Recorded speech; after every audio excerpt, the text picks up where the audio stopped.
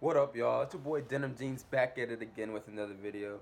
And today we're going to be talking about the first round of the playoffs, going through some updates, and just my thoughts on some of the games and some of the series and how they went versus like how I expect them to go. Um, the Thunder are fucked, man. The Thunder ain't going to make it. And my boy Jalen tries to slide into the room unnoticed. But the Thunder, they're down 3-1. Damian Lillard and CJ McCollum ain't playing games, man. Um, I don't know really what happened with the Thunder. I don't know whether or not to blame Russell Westbrook, Paul George, Steven Adams, Billy Donovan, or just the whole team in general. But 2 months ago, they looked like a legit championship contender, and right now they look like one of the worst teams in the playoffs for the West. The 8 seed Clippers are dang near looking better than the Thunder right now. I don't even know if they could beat them, to be honest. Russell Westbrook, he's notorious for not being able to be efficient from the field, and that continues to show, shooting less than like 40% over the last 2 games. Paul George isn't playing at the same level that he's used to. There's some speculation that he's hurt, and that's the reason he is not able to play as well as he was during the season when he was playing at an MVP caliber. But whatever it is, man, Thunder, they're not meshing well together. Damian Lillard did not come out to play no games. Um, I think that the Trailblazers are getting in the head of the Thunder a little bit. The Thunder are worried a little bit too much about like the competitiveness of the game versus actually playing the game and playing it well. They're like I think they're letting the hype get to them a little bit. Um, but the Thunder or the Trailblazers are going back home for the next game, and I think they're gonna close out the series, man. I think they're gonna win this in 5 games because the Thunder, they're just not playing very well. They're not playing very well at all. They took one game at home, and that was a dogfight. And the next game, the Trailblazers came out and smacked them. Um, so the Thunder at the beginning of the series, I thought that they would be able to recapture some of the spark that they had during the season, but they haven't. They're probably going to lose in 5 or 6 games to the Trailblazers, which gets rid of my finals prediction for the West, but that's fine. That's okay. I guess the Warriors are just going to do it again. The best series right now to watch for me is the Nuggets and the Spurs tied up 2-2.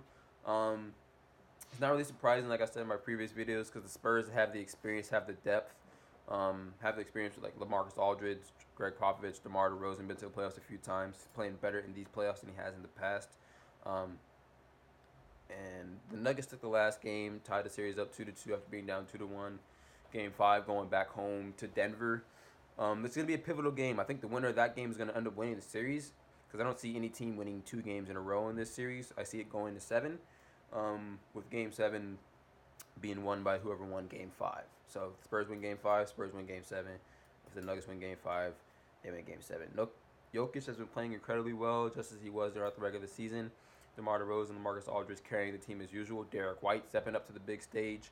Jamal Murray hasn't been very consistent in the playoffs, but the slack has been picked up a little bit by Jokic and by Gary Harris. So it's a really good series. Anybody could win it, but I think it's about to go 7. We're going to see the first and probably only 7-game series of the first round. The Warriors went up 3-1 over the Clippers. They're going to close out next game. The Clippers got that one game where they came back from down 31 to win, and that's about the only highlight they're going to have this series. Warriors going to close out in 5. Steph Curry, Kevin Durant, Klay Thompson, they're just too much, too deep, even without DeMarcus Cousins. Raptors go up 3-1 on the Magic, just like the Clippers. They got one game off the 1 seed or the 2 seed. But the Raptors aren't gonna let it happen again. They won the past few games by double-digit points.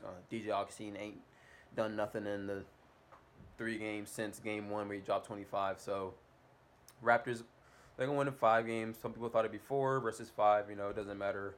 A win's a win. They move on to the second round. Now, what surprised me the most about the Eastern Conference Finals was the Celtics sweeping the Pacers.